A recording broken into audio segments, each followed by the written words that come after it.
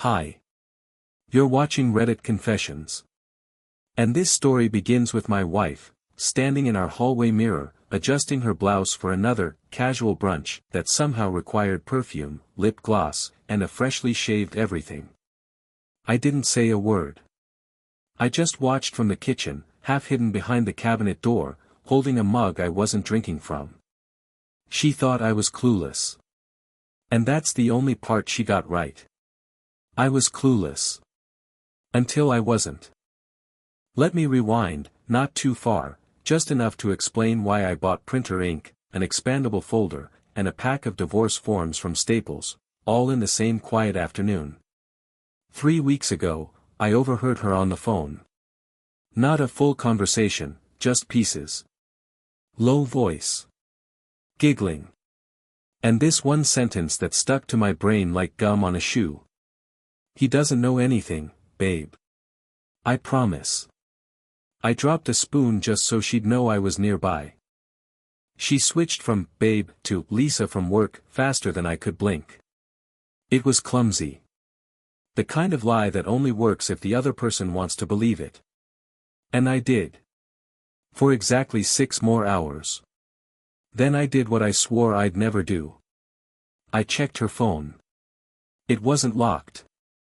I don't know if she got cocky or careless. But inside were weeks, no, months of messages. All from someone named Kellen. Who, apparently, was very interested in all the things I used to do with my wife. Except now, he was doing them. They had nicknames. Inside jokes. A hotel receipt in Denver when she claimed she was visiting her sick cousin. It was like watching someone steal your life and wear it better than you ever could. Still, I didn't confront her. Not then. I printed the messages. Bought an external hard drive. Started moving my finances. Called a lawyer named Meredith who had the voice of a war veteran and didn't blink when I cried during the consultation. I became silent.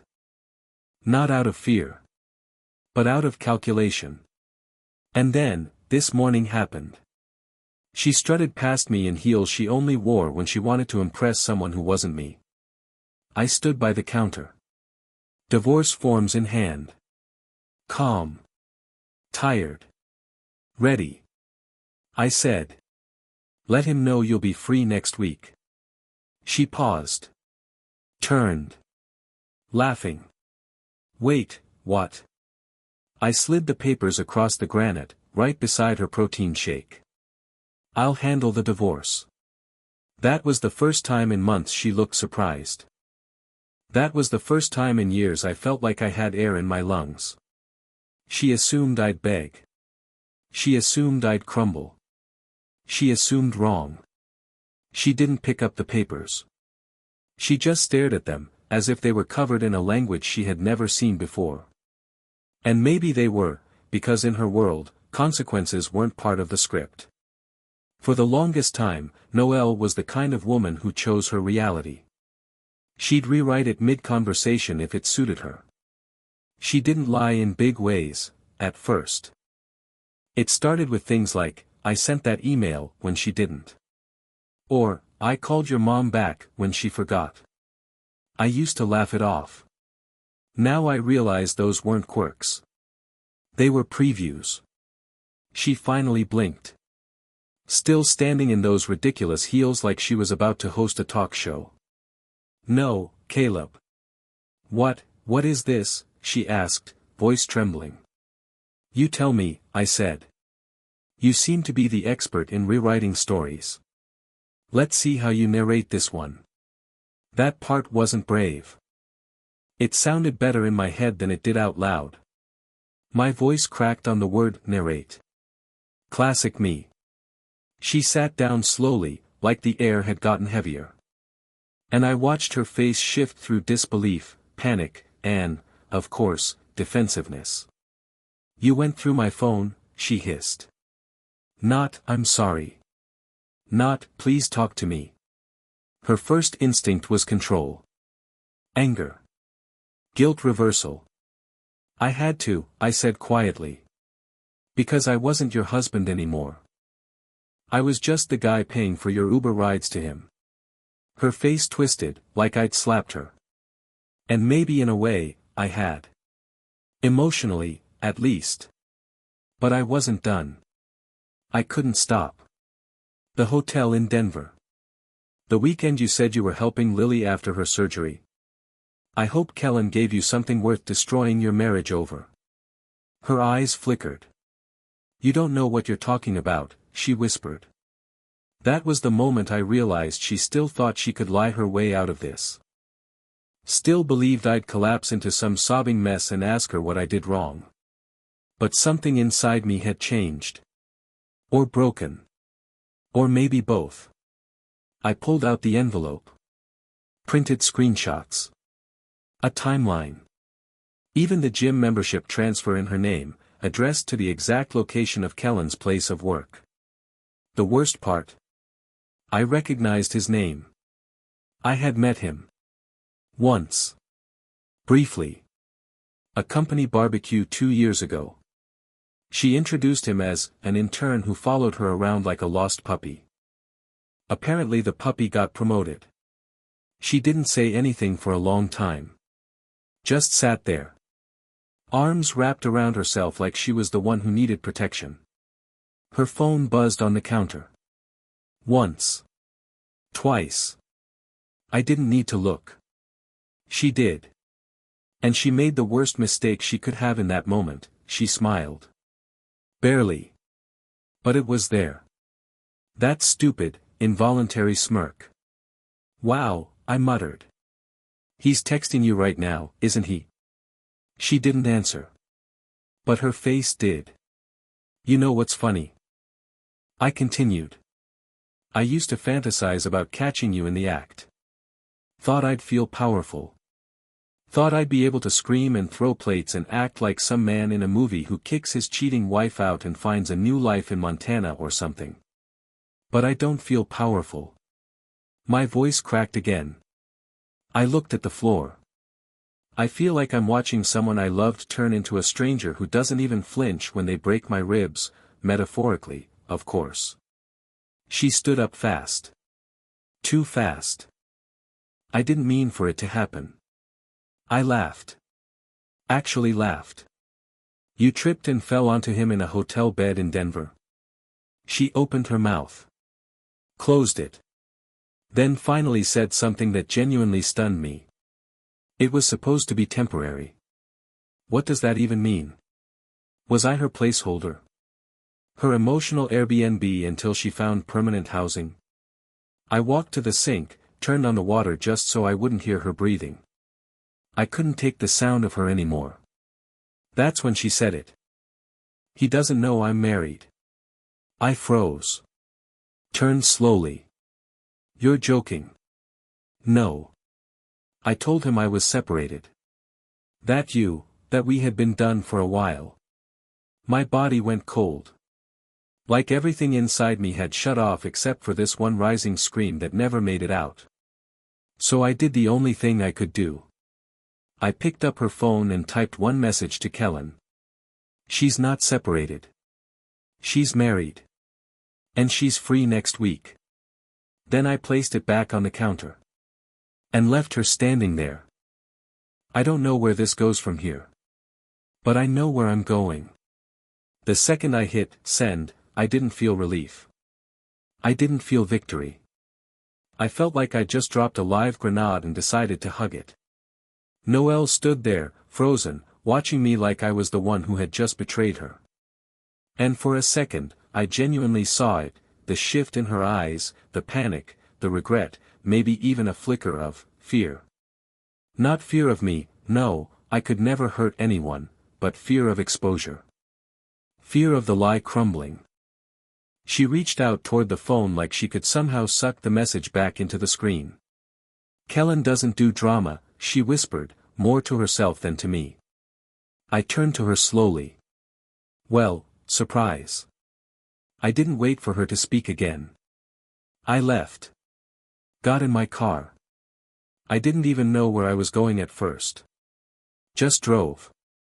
Past a familiar gas station. An old park. Some frozen version of our life playing in the rearview mirror.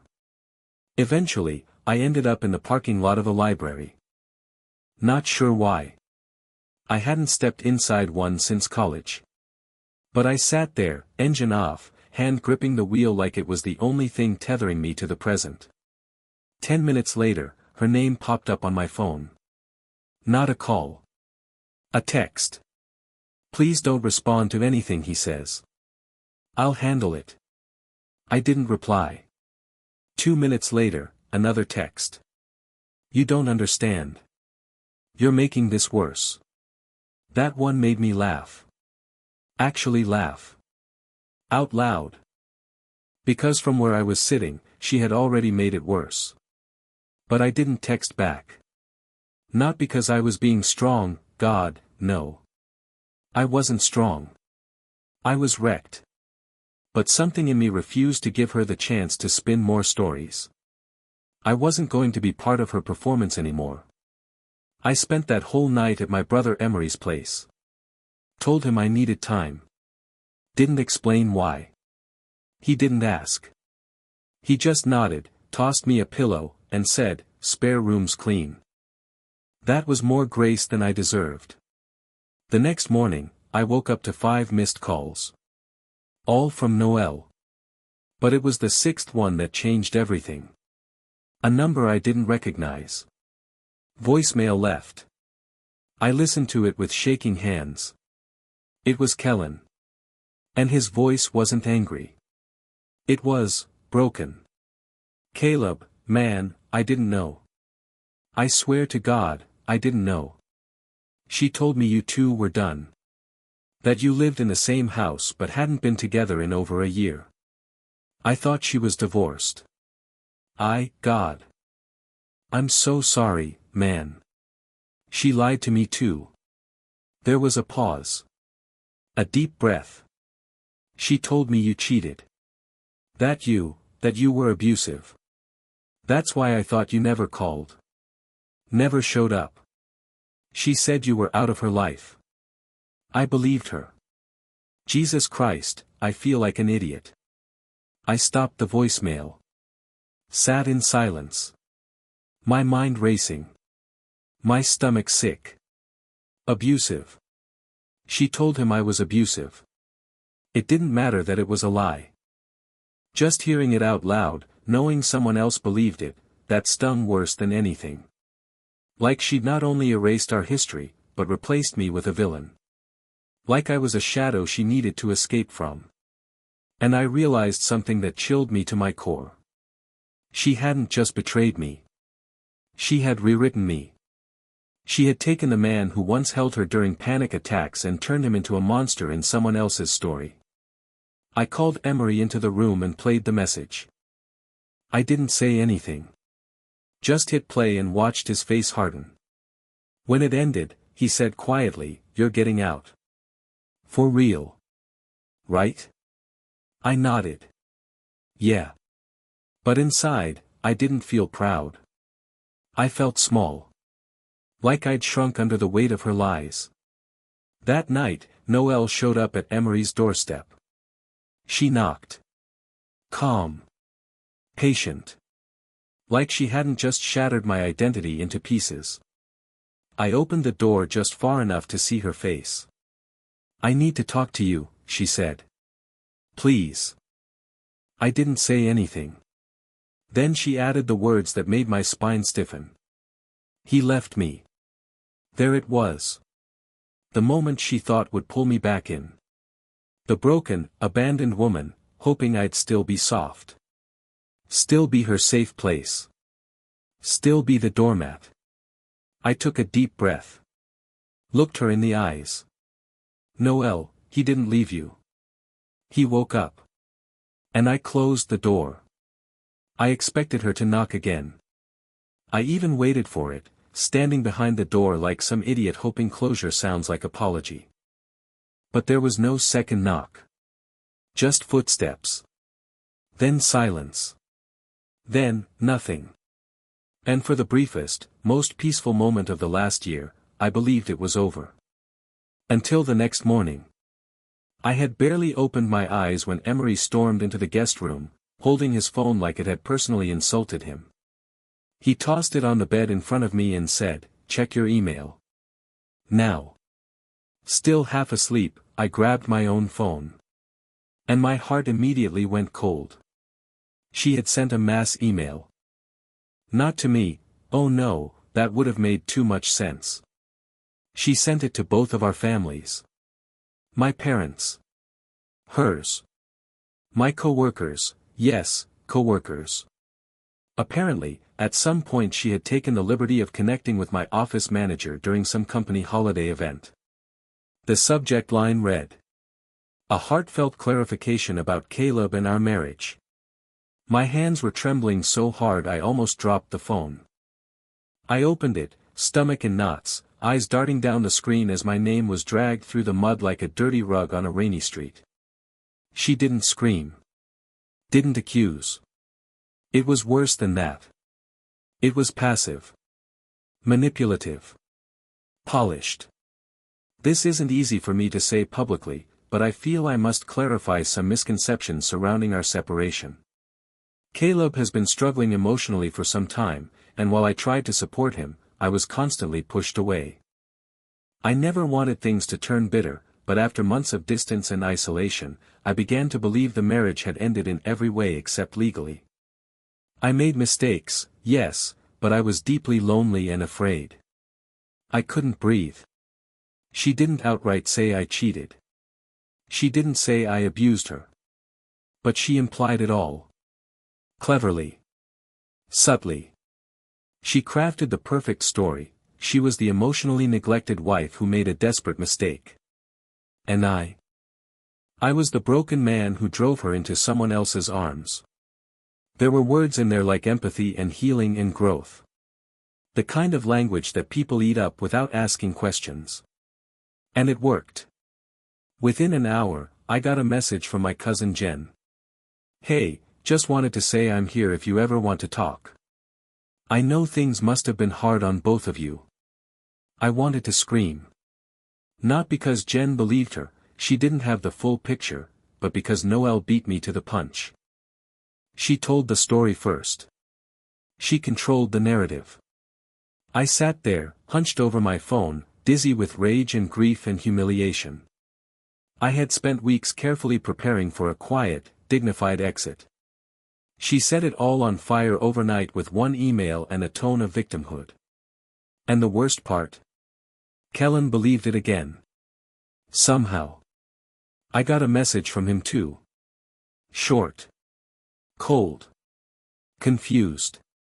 I don't know what to believe anymore. You need help, man. I laughed when I read that. But it wasn't a real laugh, it was that broken, hollow sound that escapes you when your body wants to cry but you've run out of the ability. Emery looked at me and said, "So? What now?" I didn't know what to say. I'd already exposed the affair. Already started the divorce. But now I was the villain in someone else's neatly packaged memoir of redemption. And then it happened. Later that night, while Emery and I were watching some mindless cooking show, we heard the front door open. Not knock. Open. She had a spare key. I had forgotten. She stepped in like it was still her right. Like the house, the people in it, the very air, still belonged to her. Emery stood up first. "You can't be here, Noelle." She ignored him. Walked straight to me. Makeup gone. Eyes bloodshot. She looked like she hadn't slept. "You need to retract the message you sent him," she said. "It was unfair." I blinked. I sent one sentence. One. "You sent an essay that made me look like a broken lunatic." "I was trying to protect myself," she snapped. Then added, quieter, "and my family." "And what about me?" I said, standing now, hands shaking. "What did you protect for me?" Her mouth opened, then closed again. I stepped closer. "Let me guess. You were going to tell the truth, eventually. You were going to clean it all up once you'd figured things out." Once Kellen left. Once I left. Once the guilt became too much to carry. Tears welled in her eyes, but I didn't care. I had drowned in mine for months. Hers were too late. You left me a long time ago, Noelle. The only difference now is that I finally got up from the floor. And I said it. Out loud. For the first time. You don't get to own this narrative anymore. She didn't say anything after that. She just turned around, walked out the door, and this time, I locked it behind her. I thought the worst part was over. After Noelle stormed out, after I locked the door and shut off the lights, I sat on the floor of Emery's kitchen and told myself, out loud, that's it. She's gone. You're free. It was supposed to sound empowering. It didn't. It sounded like someone begging the universe to stop turning pages in a book they didn't write. I barely slept that night. I kept waking up thinking I heard her at the door, replaying our last conversation in my head, editing it, rewriting it, like somehow saying the right combination of words might have made her vanish more peacefully. Or maybe made her hurt more. I don't even know which I wanted at that point. Closure or revenge? Probably both. In the morning, I told Emery I needed space. Just for a few hours. I drove to the lake we used to visit before everything cracked, when we were still us. When she used to laugh without checking her phone. When I was still enough for her. I sat there, watching the water ripple and break like it had secrets too. Then I did something stupid. Or maybe necessary. Honestly, the line between those two things has been getting fuzzier by the hour. I opened our old shared laptop. The one we hadn't used in months but still sat in the back seat of my car in a canvas bag marked, Donate. I hadn't even remembered it was there. But the moment I saw it, something pulled me toward it like a thread I couldn't stop unraveling. It booted up slow. Everything felt old. Dusty. Familiar. Her login was still saved. No password required. She probably assumed I'd forgotten about it. She assumed a lot of things lately. I wasn't looking for more pain. Truly. I just needed to understand how far this all went. Who she really was beneath the layers she wrapped around herself. I opened the browser. Checked her saved tabs. Her email was still logged in. No security prompt. No two-factor authentication. Nothing. I don't even know what I was looking for. But I found him. Not Kellen. Not the man I had already exposed. This was someone else. Buried in a folder labeled, Wellness Retreat, were dozens of emails from a sender named Micah D. At first I thought it was spam. Until I saw the subject lines. Missing you this week. Don't forget our weekend. I booked the Airbnb. Last night was everything. My heart dropped. I clicked. Read. Scanned through message after message like I was watching a different version of my wife, playing a role she never auditioned for in our marriage. The timeline? Worse than I thought. Micah's emails went back over a year and a half. Which meant Kellen wasn't the first. Just the most recent. Suddenly, every moment I had spent wondering where I'd gone wrong felt small. Useless. I hadn't been living with someone who lost love. I had been living with someone who replicated it wherever she went. Manufactured it. Sold it to the highest bidder of attention. Micah wasn't just a fling. He knew intimate details. Inside jokes. There were photos too, at least two taken inside a hotel lobby I recognized. We had been there together once. She had told me she was at a corporate training the weekend those pictures were taken. She was wrapped around him like she was proud of it. But here's the part that truly broke me. Micah had replied to one of her emails just a week ago, days before I confronted her. The message was short. But the words hit like a truck. I saw your post about your husband. You really are amazing to survive that. He doesn't deserve you. She told Micah the same lies she told Kellen. Different version, same outcome. I was the monster. The burden. The emotionally broken man keeping her hostage in a loveless home. And she kept doing it. Over and over. Different names. Different scripts. Same twisted narrative. I didn't know who Noelle was anymore. Actually, scratch that, I don't think I ever really did.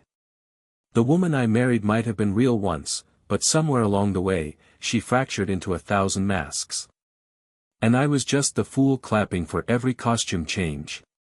I closed the laptop. My hands were shaking too hard to even shut it properly. Then I did something I hadn't done through this entire nightmare. Not when I found out about Kellen. Not when she rewrote my life into a convenient sob story. Not even when she walked into Emery's house like she still belonged there. I broke down. Ugly, silent sobs. Alone in the car. Windows fogging up. Head against the steering wheel. The kind of crying you don't come back from the same.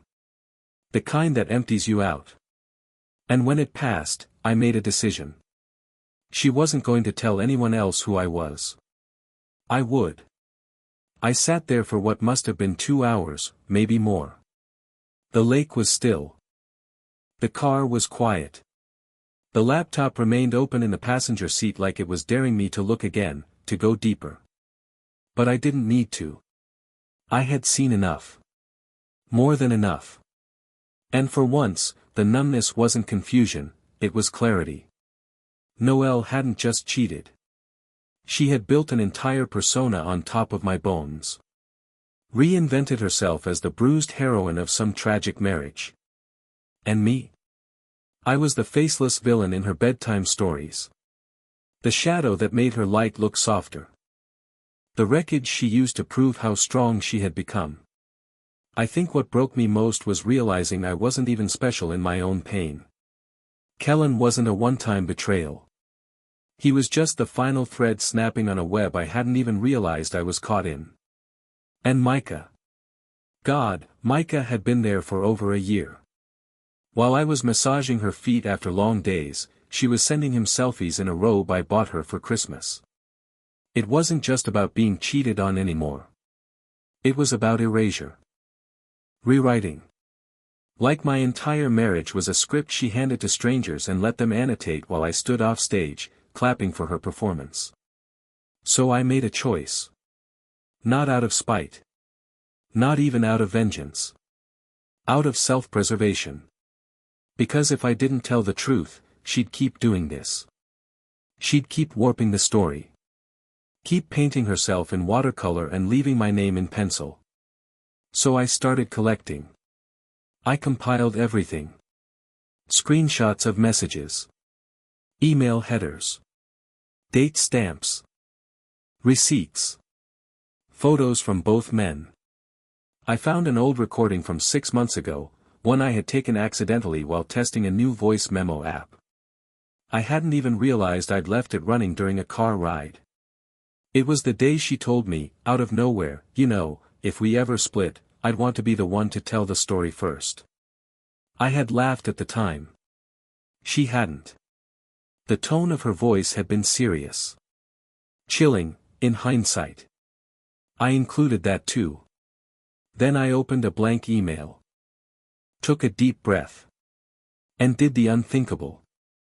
I hit reply all to her original message, the one she'd sent to both our families, my co-workers, her cousins, mutual friends, all of them. Subject line, Noelle's version, and then, mine. I didn't attack her. Didn't name call. Didn't even curse. I simply told the truth. Carefully. Chronologically.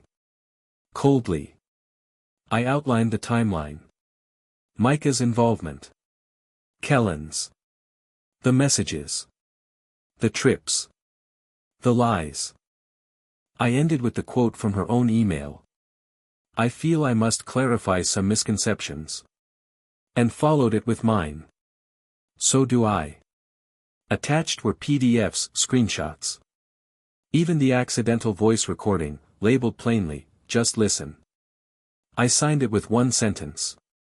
You deserve to know the truth, not the polished version of it. Caleb. Then I clicked send. And stared at the screen like I had just thrown a flare into a pitch-black cave. I didn't know what was going to come out of the darkness. I just knew I wasn't going to sit quietly in it anymore. Within 15 minutes, my phone started buzzing. Some messages were short. I had no idea. "I'm so sorry. We were misled."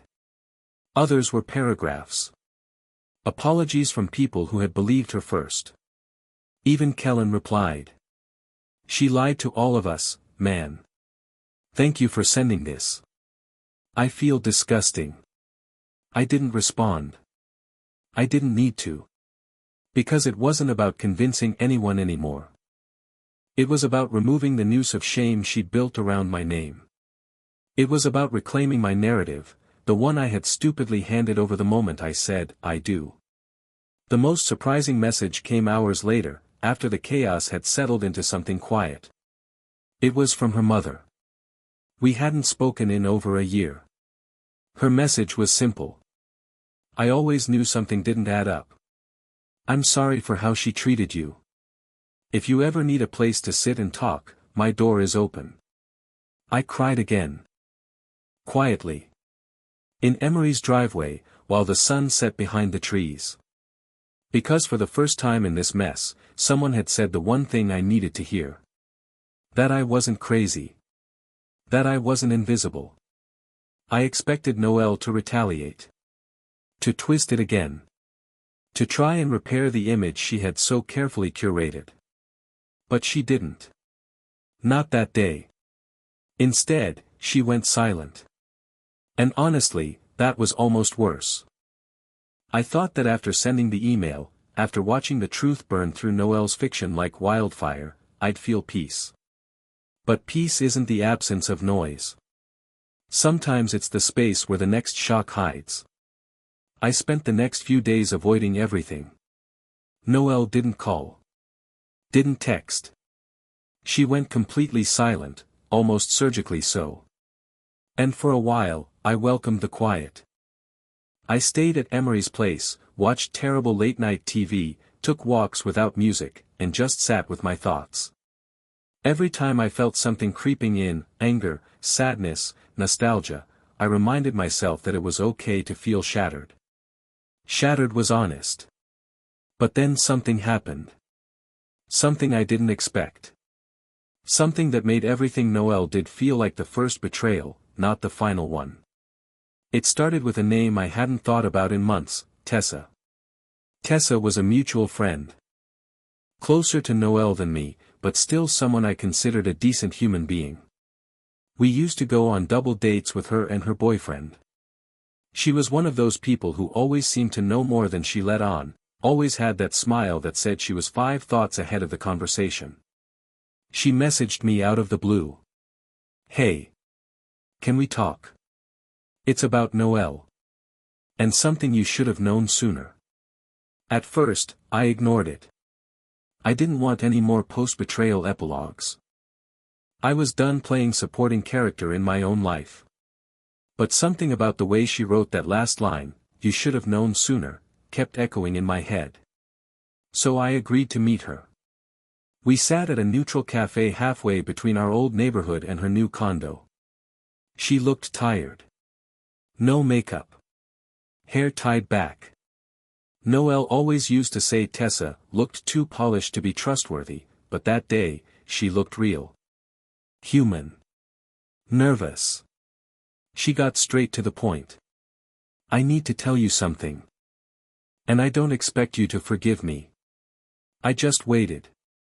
My hands folded around my coffee like it was an anchor. "I knew about Kellen," she said. "Not at first. But, eventually." My stomach turned. "When?"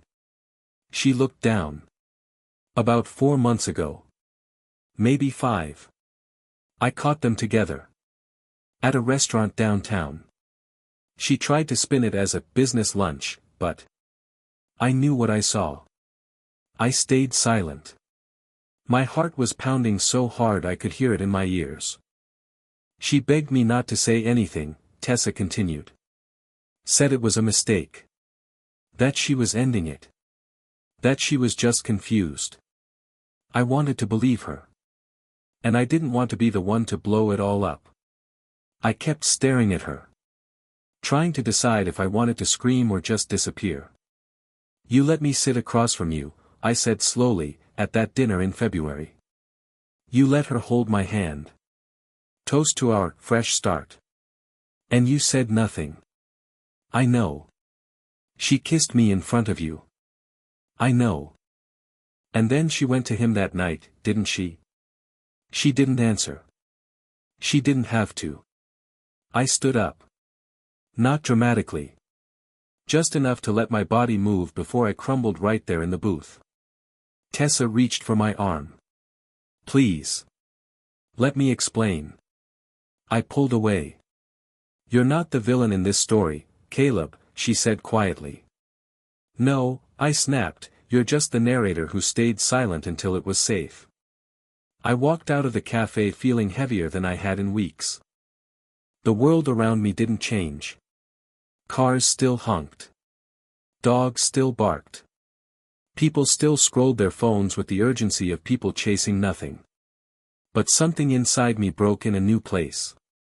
A fresh crack. Because betrayal from someone you love is devastating. But betrayal from someone you trusted to pull you out of the fire, that's a different kind of cruelty. And as if fate couldn't help itself, that night I got a message. From Micah. I hadn't heard from him directly. Only seen his name in the emails. His message was short. But it undid me. I didn't know you were still with her. I'm sorry. I feel sick. She said you were toxic. That you were following her. That she feared for her safety. She made us all believe she was the victim. Then the final line. You don't know me, but I know enough now to say this, you didn't deserve any of it. I sat in the dark, rereading that message over and over. Because it was the truth I had been screaming at a wall for months, finally reflected back to me from the mouth of a stranger. And yet, it didn't fix anything. Because the truth doesn't always heal. Sometimes it just shows you the full depth of the hole you were in. And how many people stood at the edge. And chose not to reach down. Noelle broke her silence exactly 13 days after the email went out. It came in the form of a handwritten letter, left inside Emery's mailbox, sealed in a plain white envelope with my name on the front, no return address. Emery found it before I did and tossed it onto the kitchen table like it was something radioactive. You sure you want to open it? He asked. I didn't answer. Just stared at the envelope for a full minute before sliding my finger under the flap and reading it right there, surrounded by cereal boxes and cat hair on the counter. It wasn't what I expected. There were no apologies. No begging. No denial either. What she wrote instead was, almost sad. Quiet. Like it came from someone who had finally run out of lies and found herself alone in the wreckage she caused. I was never angry with you, Caleb. Not really. I just didn't know how to stay still anymore. You were soft. Safe. Gentle. And I think a part of me resented you for that, because I couldn't match it. I thought I needed chaos to feel alive. I didn't expect you to leave. I thought you'd stay, like always. But I was wrong. And I don't hate you for it. In fact, I think it's the first real choice you ever made just for yourself. I hope you find someone who makes you feel heard. And I hope I learn to stop hurting the people who don't deserve it. No signature. No return address. No last-minute plea. Just silence after that. And in a strange way, I was okay with it. Because for the first time in months, I didn't feel like I had to fight anymore. I didn't have to prove what happened, or explain who I was, or apologize for bleeding from wounds I didn't inflict. I went back to work. Took a leave of absence at first, but eventually returned on my terms. People were kinder than I expected. My boss even pulled me aside and said, "If you ever want to talk, or just sit and not talk, you've got space here." I never forgot that. I moved out of Emery's place 2 weeks later into a tiny apartment across town. Nothing fancy, 1 bedroom, weird creaky floors, and a window that sticks when it rains. But it's mine. And I breathe better in it. Bruno, the dog Noel never really liked, lives with me now full time. He doesn't care about my baggage. He just wants treats and belly rubs and to sleep beside me on the couch. I've started therapy. Real therapy. The kind where you're forced to stop making jokes and actually talk about the heavy stuff. It's hard. But I'm trying. And you know what? I'm happy. Not the kind of happy where everything's fixed or tied up with a bow. But the kind of happy where I open my eyes in the morning and don't dread what's waiting for me. That's enough for now. Maybe someday I'll meet someone new. Maybe I won't. But I know one thing, I'll never again apologize for being soft. Or emotional. Or the kind of man who cries during movie trailers. Because there's strength in that, too. There's power in surviving and walking away when everyone expected you to stay broken. Thank you for sticking with me through this entire journey. If you've made it this far, I want to ask you something. Was there ever a moment in your life when you realized someone had rewritten your story, and you had to take it back? Let me know in the comments. I'd love to hear how you reclaimed your voice. And if this story moved you, share it with someone who might need to hear it. This has been Reddit Confessions. Thanks for listening, and for reminding me I'm not alone.